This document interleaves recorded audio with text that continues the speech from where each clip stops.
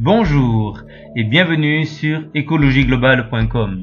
Aujourd'hui, nous sommes à Val del Tormo, en Aragon, non loin de Maella et de Flores de Vida, sur un marché d'artisans.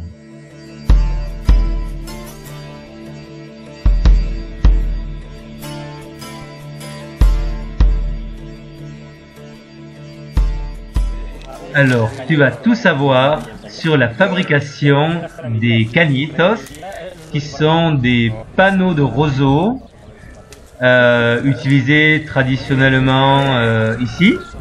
Donc ici, Aragon, certainement de manière assez large. Et donc on partage des roseaux en trois avec un petit outil assez astucieux. Pas très facile à utiliser et pas très facile à fabriquer. Alors là, Javier est en train de nous montrer comment on partage ces roseaux en trois. Alors c'est du tressage en fait, on fait des bandes de roseaux que l'on va ensuite tresser.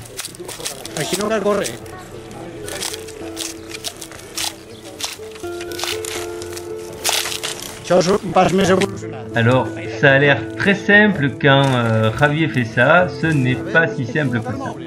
Ce sont des panneaux donc qu'on utilise pour les maisons, pour faire pour les plafonds, donc traditionnellement. Donc là on voit le fameux petit outil avec donc une serpe qui sert à ébarber, à ébrancher les roseaux. Voilà, donc ça c'est l'ébranchage des roseaux. Voilà, faut avoir des roseaux débarrassés, propres pour pouvoir travailler correctement.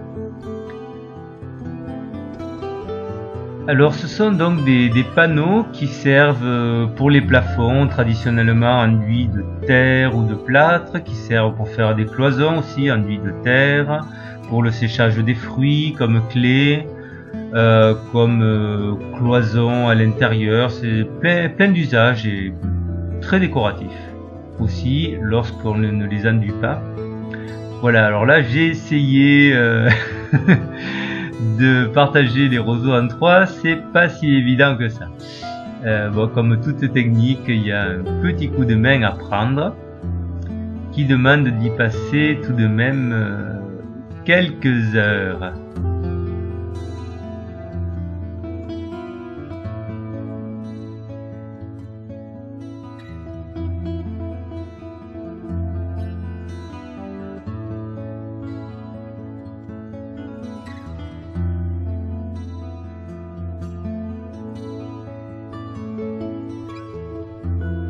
Oui, ça y est.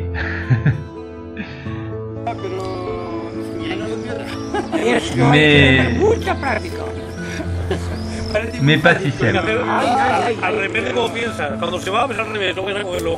Si va al revés, si va a cogerlo, le va a hacer. La práctica, chiquito. Sí. Hay que llegar al primer día. Voilà, donc là c'est la phase ébranchage, et pour cette phase là on peut utiliser aussi simplement un bâton, un petit peu affûté, et ça marche aussi bien qu'avec la faux, et ça évite le risque de se couper. C'est aussi un avantage intéressant.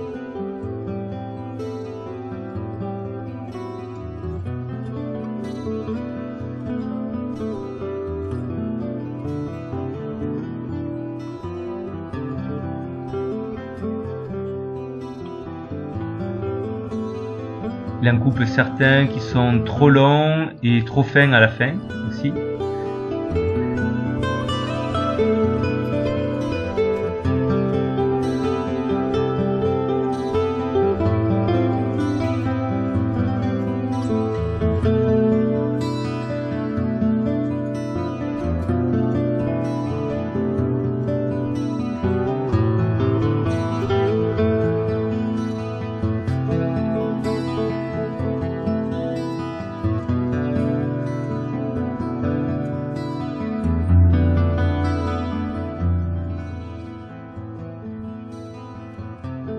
Alors là, Javier me montre comment on peut utiliser les petites rondelles qui sont aux endroits des nœuds sur les roseaux à l'intérieur pour aider à la cicatrisation.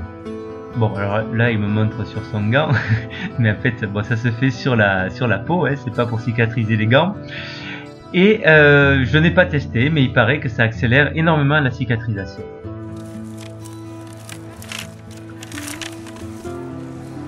Et ensuite, on passe au tressage.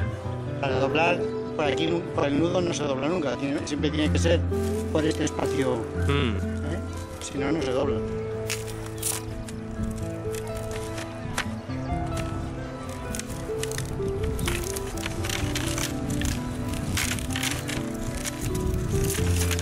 Si están muy largas, da mucho trabajo para pasarlas bajo tijeras.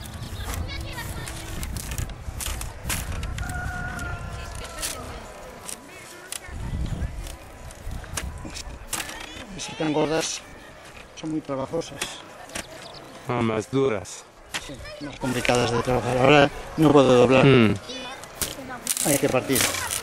De acuerdo. Por ahí no Voilà, se on ne double pas, on ne plie pas aux endroits des nœuds, donc s'il y a un nœud à l'endroit où il faut plier, ben faut la casser. Et on reprend la couche du dessus, donc c'est du tressage, un coup dessus, un coup dessous.